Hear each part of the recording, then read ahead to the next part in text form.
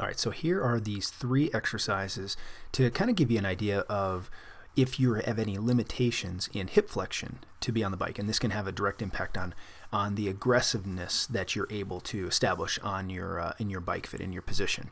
So the first 2 exercises are really to establish the symmetry. We're trying to just determine, do you have any limitations one side to the other? Does one side move easier? Because this will have an effect on things. So standing just upright with hands at your sides, all you're going to do is just try and raise one leg up at a time, as high as you can go. And what we want to be aware of is the amount of movement, but also we want to know how difficult is the movement. How much resistance do we feel? Is one side move into that amount of range easier? Now for me, the right side moves more, and it does feel easier to get to that point. I can get the left almost as high, but I feel like my abdominals have to work more in order to get me there, and I kind of almost want to lean back a little bit. So what we want to keep track of again is how much movement there is, the ease of the movement, and whether we're compensating. So in this case, are we using the abdominals extra, or are we having to lean back? Now another way to accomplish this, or at least another data point that you can get, is to bring the upper body into the equation by bearing weight on the hands to establish how upper body support affects things.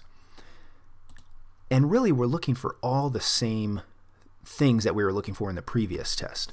In this example, I still have some difficulties on my left side. I have an inclination to want to flex my spine and use the abdominals to accomplish the movement on the left. And so really the takeaway from this one, again, things are very much the same.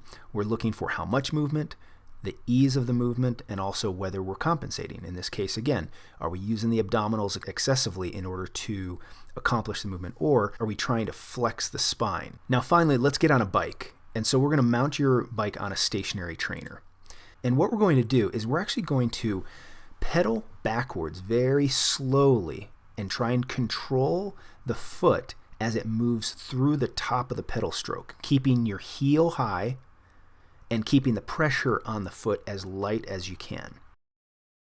I did this at 2 bar heights, and as I lowered the bar in this next one and repeated, I found it much more difficult. I found there was more strain in trying to ease through the top of the pedal stroke, and this was really evident in the amount of hip movement that I had as I was kind of rocking a little bit side to side to try and get the leg through. But again, we're looking for how easy is the movement on each side. Do we feel like we have to compensate? Are you shifting on the saddle? Are you having to push differently through the handlebars on each side? There are any number of ways to compensate for a test like this. Anything that makes you deviate from just being nice and square and smooth through the movement. So this is clearly, this bar height might be a bit of a challenge for me. So there you go. Again, it's not going to solve every single problem, but these are 3 simple exercises. The first 2 to help you kind of uncover any asymmetries, and the third to give you some on-the-bike feedback regarding any of the limitations you might have into hip flexion. So thanks everybody. I will see you on the next video.